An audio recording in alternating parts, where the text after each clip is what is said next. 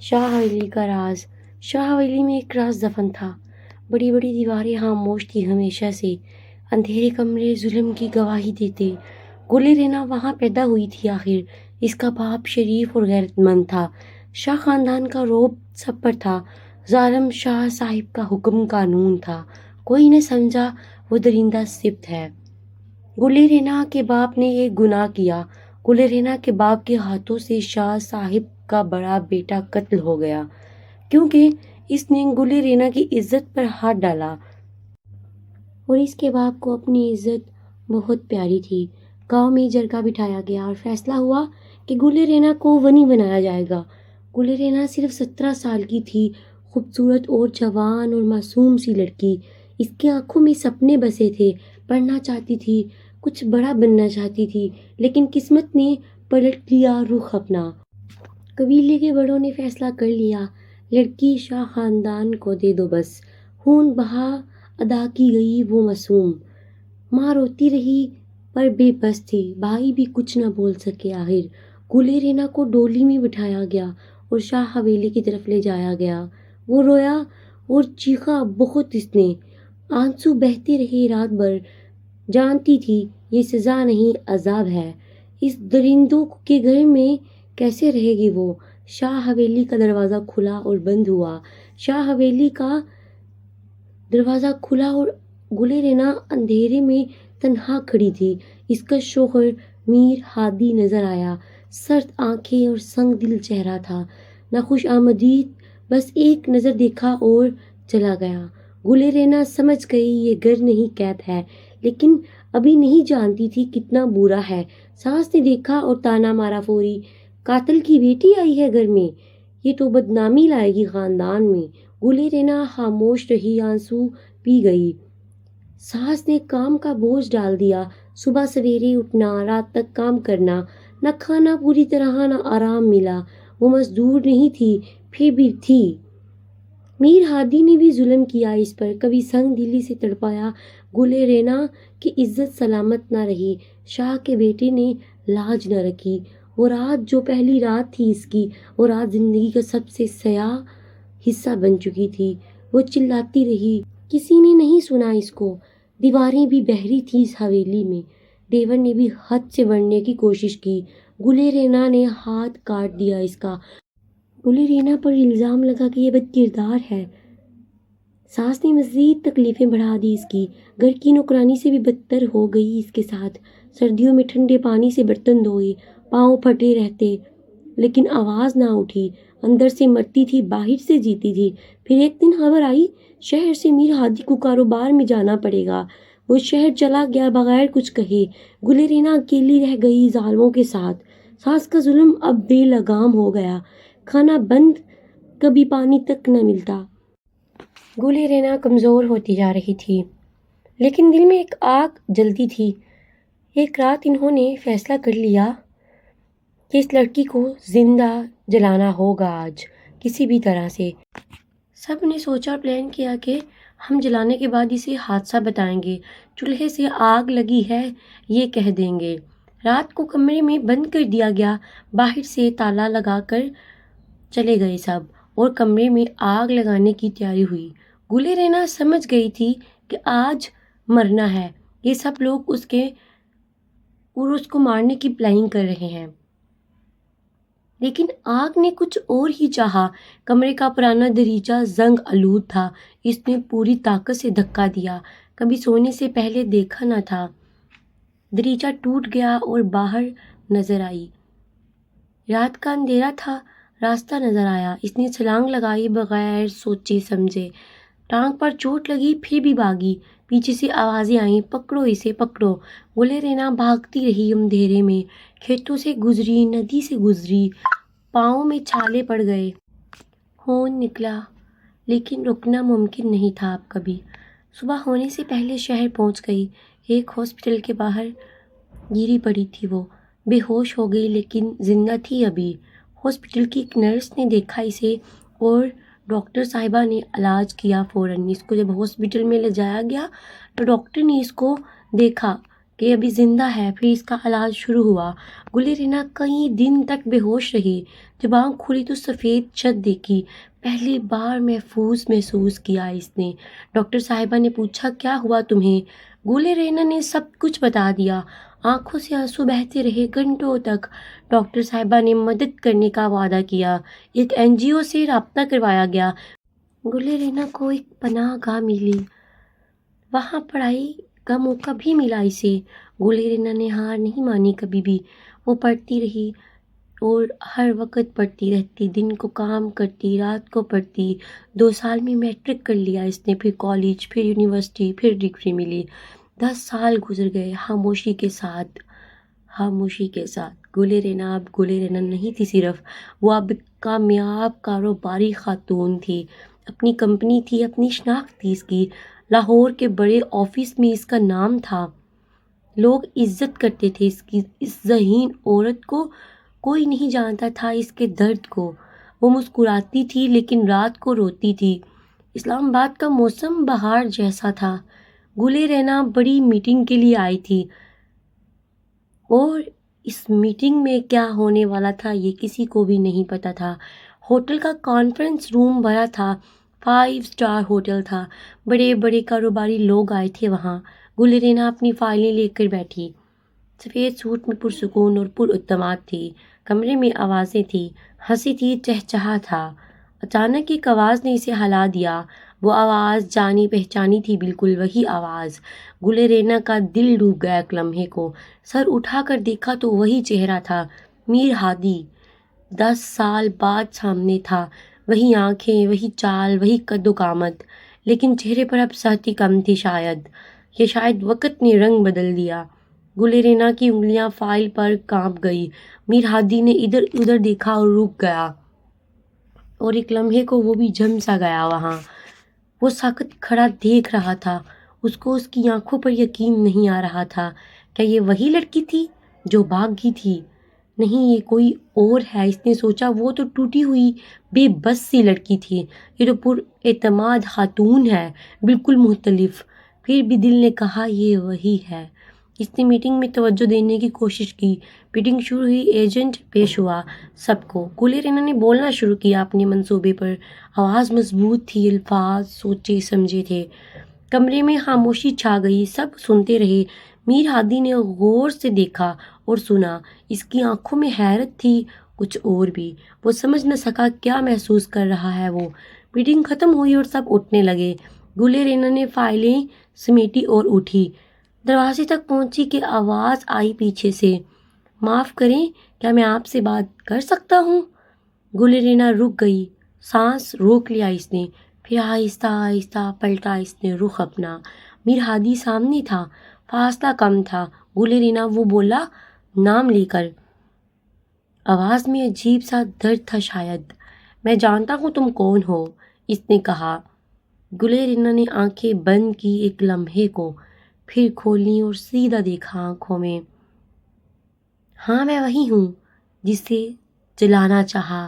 ہاں، میں وہی ہوں جس کو بہت دیر تک تکلیف دی گئی۔ ہاں، میں وہی ہوں جس پر تم نے ظلم کیا۔ میر ہادی پتھر بن گیا یہ سن کر۔ گلرینا آگے بڑھ گئی بغیر رکے۔ میر ہادی دیکھتا رہا اس کو جاتے ہوئے۔ کچھ ٹوٹ گیا تھا اس کے اندر آج۔ اگلے دن وہی کانفرنس دوبارہ شروع ہوئی۔ اس بار میر ہادی پہلے سے موجود تھا۔ گلرینا آئی اور اس کی نظر فوری اس پر پڑی۔ دونوں کی ایک لمحے کے لیے نظریں ملیں اور فوراً انہوں نے اپنی نظریں ہٹا لیں اور وہ اپنی جگہ پر بیٹھ گئی۔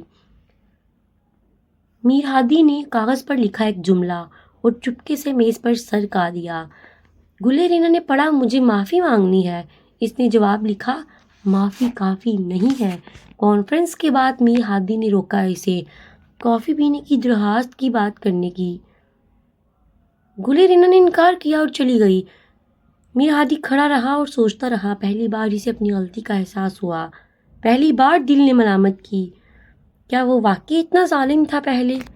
کیا اس نے واقعی اتنا ظلم کیا تھا ایک معصوم سی لڑکی پر جس کا کوئی قصور نہیں تھا؟ تیسرے دن میر ہادی نے ہمت کی، پھر گلے رینا کے آفس کا نمبر لیا کسی سے، فون ملایا، ہاتھ کانپ رہے تھے اس کے۔ گلے رینا نے فون اٹھایا اور پہچانا فوری۔ کیا بات کرنی ہے؟ اس نے پوچھا۔ میر ہادی نے کہا تمہارا کاروباری منصوبہ اچھا ہے، میں تمہاری کمپنی میں سرمایہ کاری کرنا چاہتا ہوں۔ گلے رینا نے جواب دیا سوچ کر بتاؤں گی۔ رات کو گلے رینا اکیلی بیٹھی سوچتی رہی، ماضی کی تصویریں آتی رہی آنکھوں کے سامنے، وہ رات جب دریچے سے کودی تھی، وہ صبح جب ہاسپٹل میں آنکھ کھلی تھی، 10 سال کی محنت، 10 سال کا درد، کہ یہ سب اس شخص کو معاف کرے؟ کیا ظلم معافی کا حق رکھتا ہے کبھی؟ گلے رینا کے آنسو تکیے پر گرتے رہے، لیکن ایک آواز اندر سے آتی رہی، یہ میٹنگ بزنس کی ہے، دل کی نہیں۔ اس کا پیسہ لو، اپنی کمپنی بڑھاؤ، کمزوری نہیں طاقت سے فیصلہ کرو آج۔ اگلی صبح اس نے فون کیا میر ہادی کو، ٹھیک ہے ملتے ہیں، میٹنگ رکھ لو کل۔ میر ہادی کے دل میں خوشی آئی، عجیب سی، لیکن وہ جانتا تھا یہ راہ آسان نہیں۔ میٹنگ ہوئی، کاغذات پر بات ہوئی، گلے رینا نے ہر شرط احتیاط سے رکھی، میر ہادی نے سب مان لیا بغیر جھگڑے کے۔ میٹنگ ختم ہوئی تو میر ہادی نے روکا، گلے رینا کیا تم چائے پیو گے میرے ساتھ؟ اس نے سوچا اور پھر کہا ہاں کہہ دیا۔ دونوں پاس بیٹھے، چائے آئی، خاموشی رہی۔ پھر میر ہادی نے بولنا شروع کیا آہستہ آہستہ، میں تمہیں ونی بنانے میں شامل نہیں تھا، میں میرے باپ نے کیا، میں کچھ نہیں جانتا تھا۔ جب مجھے پتہ چلا تم آ چکی تھی، میں ڈرا ہوا تھا، باپ سے ڈرا تھا، مجھے تب سمجھ نہیں آ رہی تھی میں کیا کروں، جوانی تھی، نادانی تھی، باپ کا خوف تھا، تمہارے ساتھ جو کیا وہ غلط تھا، بالکل، میں خود کو معاف نہیں کر سکتا کبھی، لیکن کم از کم تم جانو سچائی یہ ہے۔ گلے رینا نے سنا، آنکھیں نم تھی، اس نے پوچھا اور جلانے کی کوشش؟ میر ہادی نے سر جھکا لیا شرم سے، میں اس وقت شہر میں تھا، نہیں جانتا تھا یہ سب ہو کیا رہا ہے، جب پتہ چلا تو واپس آیا اور تو تم نہیں تھی۔ میں نے ماں سے پوچھا، انہوں نے انکار کیا، میں نے ڈھونڈا لیکن کچھ نہ ملا، پھر کاروبار نے جکڑ لیا، دل مردہ ہو گیا۔ گلے رینا نے پوچھا تم نے ڈھونڈا کیوں مجھے؟ میر ہادی نے آہستہ سے کہا کیونکہ تم میری ہو، میری بیوی ہو۔ گلے رینا نے جواب دیا میں کسی کی نہیں ہوں، میں صرف اپنی ہوں، یہ سمجھ لو۔ میر ہادی نے مان لیا اور سر ہلایا، وہ اٹھا اور جانے لگا، پھر مڑ کر بولا کیا میں تمہاری زندگی میں رہ سکتا ہوں؟ گلے رینا نے جواب دیا نہیں، اور چلی گئی۔ کئی ہفتے گزرے، کاروبار چلتا رہا آگے، میر ہادی اور گلے رینا کی ملاقاتیں ہوتی رہیں، کبھی آفس میں، کبھی میٹنگ میں، کبھی فون پر، آہستہ آہستہ باتیں ہونے لگیں، عام بھی، کبھی کاروبار، کبھی کتابیں، کبھی شہر کی باتیں، کبھی ماضی کی باتیں، کبھی حال کی باتیں۔ گلے رینا کو لگا میر ہادی بدل گیا ہے، لیکن دل نے کہا ظالم ہی رہتا ہے۔ وہ سنبھل کر رہتی تھی ہر ملاقات میں۔ ایک شام دونوں ایک ہی رستے پر تھے، اچانک بارش آ گئی، تیز اور بے درد سی، قریب ایک کیفے تھا، دونوں اندر گئے، گیلے بھیگے بیٹھ گئے، سامنے میز پر، کھڑکی سے بارش دیکھتے رہے، خاموشی میں۔ دونوں نے کوئی بات نہیں کی تھی۔ پھر میر ہادی نے بہت آہستہ بولا گلے رینا میں تم سے محبت کرتا ہوں۔ یہ جملہ سن کر کپ ہاتھ سے گرتا گرتا بچا۔ گلے رینا نے پہلے غصے سے دیکھا اسے۔ تم نے مجھ پر ظلم کیا تھا، بھول گئے؟ میر ہادی نے کہا نہیں بھولا، ایک لمحے کے لیے نہیں بھولا، میں ہر رات یاد رکھتا ہوں اپنی غلطی، میرے کبھی بھی وہ غلطی مجھ سے دور نہیں ہوئی۔ میں جانتا ہوں میرا دعویٰ بے معنی ہے، میں جانتا ہوں یقین کرنا مشکل ہے، لیکن محبت کو کیا کروں جو ہو گئی ہے مجھے۔ گلے رینا خاموش ہو گئی، آنکھیں بھر آئی، بارش بڑھتی رہی، دل کی بارش بھی بڑھی۔ اس نے کہا میں تمہیں ہاں نہیں کہہ سکتی، کیونکہ تم نے جو کیا وہ بھلانا مشکل ہے، بلکہ ناممکن ہے۔ میر ہادی نے سر ہلایا اور کہا سمجھتا ہوں، میں بس یہ جاننا چاہتا تھا کہ تم ٹھیک ہو۔ گلے رینا نے پہلی بار مسکرایا اس کی طرف، وہ مسکراہٹ جو برسوں سے رکی ہوئی تھی۔ میر ہادی کا دل بھر گیا اس لمحے میں۔ بارش رک گئی، لیکن کچھ شروع ہو گیا تھا۔ مہینے گزرتے رہے، رشتے آگے بڑھتے رہے۔ گلے رینا نے ایک شرط رکھی اس پر کہ اپنی ماں کے سامنے سچ بولو پہلے جا کر، جو تمہاری ماں نے کیا اس کا حساب دو، جو تمہارے باپ نے کیا اس کا حساب دو، جو تمہارے گھر والوں نے سب نے مل کر کیا اس کا حساب دو، مجھ پہ جو ظلم ہوا اس کا انصاف کرو۔ میر ہادی پہلے گھبرایا، پھر مان گیا، اپنی ماں کے پاس گیا اور بتایا سب۔ ساس نے پہلے انکار کیا، پھر چپ ہوئی۔ بڑھاپے میں شرم آتی تھی کچھ اسے بھی۔ گل رینا نے ساس سے ملنے سے انکار کر دیا۔ میں اس گھر میں نہیں جاؤں گی کبھی جہاں مجھے جلانے کی کوشش ہوئی تھی۔ میر ہادی نے مان لیا، ہر شرط خاموشی سے۔ اس نے الگ گھر لے لیا، نیا، صاف ستھرا، خوبصورت۔ اس بار گل رینا کی مرضی سے ہر چیز ہو رہی تھی۔ وہ طاقتور تھی، اب کمزور نہیں تھی۔ وہ اپنی شرطوں پر زندگی گزارنے کا حق رکھتی تھی۔ اس کے پاس یہ حق تھا کہ وہ اپنی زندگی گزار سکے اپنے مطابق، اپنی مرضی کے مطابق۔ ایک شام میر ہادی نے پوچھا گل رینا سے، کیا تم نے مجھے معاف کیا ہے کبھی؟ گل رینا نے لمبی سانس لی اور بولی، معاف کرنا میرے لیے مشکل ہے ابھی تک، لیکن تمہیں آگے بڑھنے کا موقع دے رہی ہوں، یہ بھی غنیمت سمجھو۔ اور میں تمہارے لیے یہ موقع نہیں دے رہی، یہ میں موقع اپنے لیے دے رہی ہوں، کیونکہ نفرت بھاری بوجھ ہوتا ہے ہمیشہ، اور میں بوجھ اٹھا نہیں سکتی یہ۔ میر ہادی کی آنکھیں بھر آئیں اس پر۔ نکاح ہوا، پھر ہوا سادہ سا، کوئی دھوم دھام نہیں تھی۔ گل رینا نے اپنی شرطیں لکھوائیں کاغذ پر۔ پہلی شرط اپنا کاروبار چلاتی رہوں گی، دوسری شرط کوئی فیصلہ میری مرضی کے بنا نہیں ہوگا، تیسری شرط اپنی پہچان میری رہے گی ہمیشہ۔ میر ہادی نے سب مانا بغیر ہچکچاہٹ کے۔ گواہوں نے دیکھا اور عجیب سا لمحہ تھا، دونوں کی آنکھوں میں آنسو تھے، مختلف وجوہات سے۔ گل رینا کے آنسو ماضی کے درد کے تھے، میر ہادی کے آنسو ندامت اور شکر کے تھے۔ گھر آئے تو گل رینا نے پہلی رات سے اپنا کمرہ الگ مانگا اور میر ہادی نے دیا۔ اعتماد بنانے میں وقت لگتا ہے، یہ سچ ہے۔ میر ہادی نے عجلت نہیں کی، انتظار کیا۔ وہ صبر تھا جو پہلے کبھی نہیں تھا اس میں، شاید تکلیف نے اسے انسان بنا دیا تھا۔ گل رینا اب بھی کبھی کبھی رات کو جاگتی، پرانے خواب آتے آگ کے دریچے کے، لیکن اب ایک ہاتھ تھا جو تھام لیتا تھا۔